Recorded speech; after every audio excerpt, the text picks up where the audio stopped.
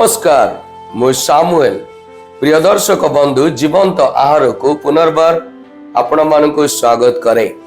आसंतु प्रत्येक दिन भली आज मध्य शास्त्र ध्यान निमंते जिसाय पुस्तक तार 18 पर्व एक पदरु 19 पर्वर 15 पद पर्यंत आंभे माने पाठ करिबा।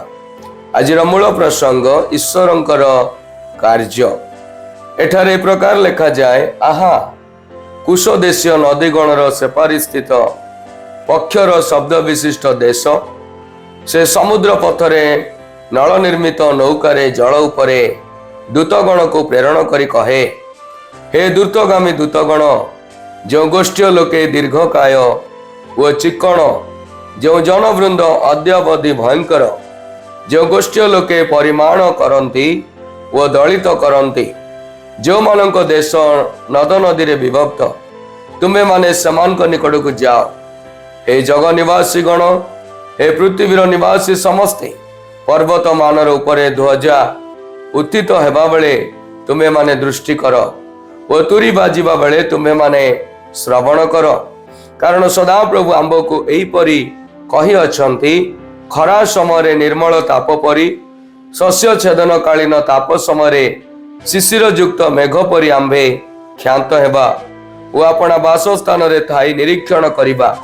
जेतु द्राक्षा संचय करिबा पूर्वे मुकुला होई गला उतारे ओ पुष्प द्राक्षा फल होई पाचुथिबा समय से दा नहीं तहिर पल्लव काटी पकाइबे ओ तहिर विस्तारित शाखा सबु छेदन करी पकाइबे।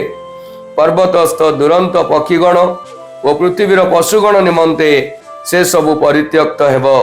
दुरंत पक्षीगण तहि उपरे ग्रीष्म काल क्षेपण करिवे ओ पृथ्वीर पशु सबु तहि उपरे शीत काल क्षेपण करिवे।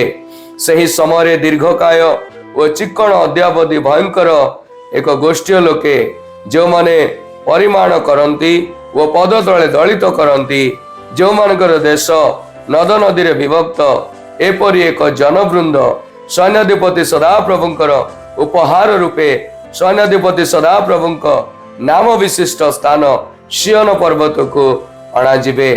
मिश्र विषयक भारक्ति देख, सदाप्रभु द्रुतगामी मेघरे आरोहण करी मिश्र को आसुअछंती, पुणी ताहांक छामुरे मिश्रर प्रतिमा गण कंपनित हेबे ओ मिश्र हृदय ताहार मध्यरे तरली जिबे। प्रिय दर्शक बंधु, शास्त्रांशटी अत्यधिक दीर्घ हेबा द्वारा आमे एठारे याको पाठ करूना हूँ। आपण माने दया करी आपण आपण बाइबल रे ताहा पाठ करी उपकृत हुअन्तु। आसंतु एही शास्त्रांश को बुझिबा निमंते चेष्टा करू। जेतेबेले आसीरिया शक्ति रे वृद्धि पाउतिला, कुश जिहुदा को आसीरिया विरोधी मेंटरे समान को सहित जोग देबाको अनुरोध करिथिला।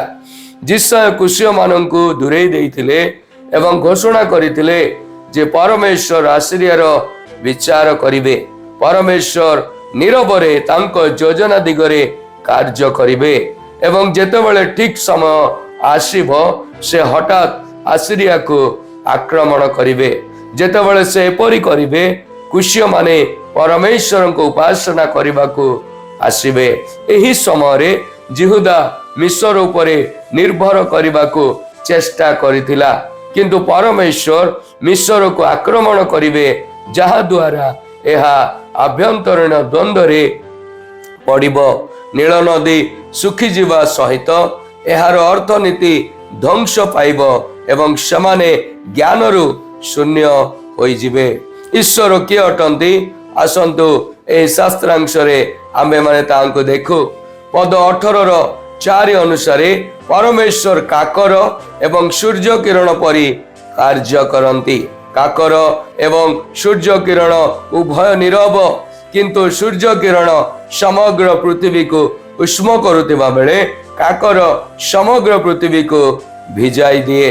जदियो आमे कौनसी मौलिक परिवर्तन देखि पारुना हो किंबा शुणी पारुना हो, तथापि परमेश्वर सर्वदा सारा विश्व रे तांकर उद्देश्य पूर्ण करुअछंती। आज मध्य परमेश्वर न्याय एवं धार्मिक भाव में कार्य करुअछंती। ईश्वर आंभ मानू यही शास्त्रांश कौन शिखाती आसतु मोर प्रिय माने आमे माने ता शिखु एवं अपन जीवन रे ताहा कार्य करने निमंते चेष्टा करू। पद 19:1-15 रु आमे ईश्वर बिना अन्य कहा उपरे निर्भर करि परिबु नाही। परमेश्वर किए ना से धनी हो शक्तिशाली किंबा ज्ञानी किए सर्वशक्तिमान एवं अपराजय जे आमे परमेश्वर को उद्देश्य को विरोध करिबा पर्यंत समान को उपरे भरोसा करि परिबा। हमको परमेश्वर सर्वशक्तिमान एवं अन्य समस्त शक्तिहीनता प्रति आमर आखि खोलिबा को पड़िबो। ईश्वर आज ध्यान रे आम प्रत्येक को आशीर्वाद करंतु।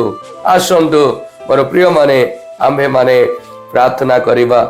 हे प्रभु तुमर महान कार्य तुमर समस्त संकल्प एवं उद्देश्य को सर्वदा बुझिबा निमंते साहाय्य करंतु। जदिओ परिस्थिति आम मान सपक्ष न थाए बरं तुमर नीरवता जे दिन आसेब सेतबेले कार्य करिवो ताहा निमंते अपेक्षा करिबा पई साहाय्य करंतु। प्रभु यीशु नाम रे ए प्रार्थना उत्सर्ग कलु।